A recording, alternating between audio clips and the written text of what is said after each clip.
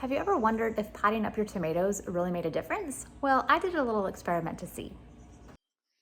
Hey guys, welcome back to Happy Heart Gardens. I decided to test that out for myself this year just to see what would happen. So believe it or not, these are all the same tomato plant. So these are all super bush, which is a type of determinate tomato. And just a little background on how I sow my tomato seeds. So I multi-sow and I use this size pot, which is I think about a 2.5-inch pot or so.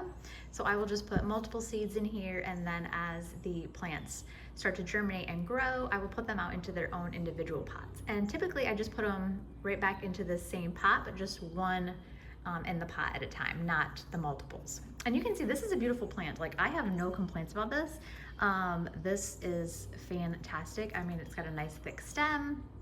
Like I said, this is a determinate variety, so it is gonna stay kind of small. Its overall height at maturity is only 2.5, 3 feet, but still very nice tomato plant. Very happy with that. But if we do compare it with the ones that I put in other pots, you can see there is clearly a difference. I mean, let's just move this off the little tray here so you can see a little bit better. So again, really, if I kind of put them up side to side here, there is, oh gosh, maybe like a 3-inch difference as far as height, and the stem is a smidge thicker, but honestly, it's pretty similar. This one just has a little bit more growth because, again, it had more room to grow in this larger pot. So then I decided to, well, all at the same time, I also put one into a 1-gallon transplant pot, a smart pot, and you can see he's about,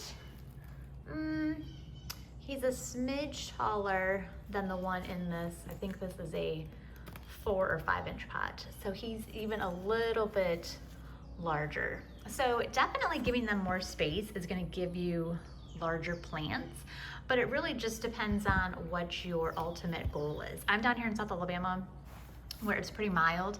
I can plant out fairly quickly, so I really kind of plan my seedlings that way so that I don't have to keep them inside for a real long time. So that's why this size works great for me, and I think I will continue doing this. But if I had to keep them a little bit longer, like more than like the 6-8 weeks that I plan, then I would definitely pot them, because you can see it's just bigger, it's healthier, it's just getting them farther along in their growing development, because they're going to just have only so much space for their roots in this small little pot.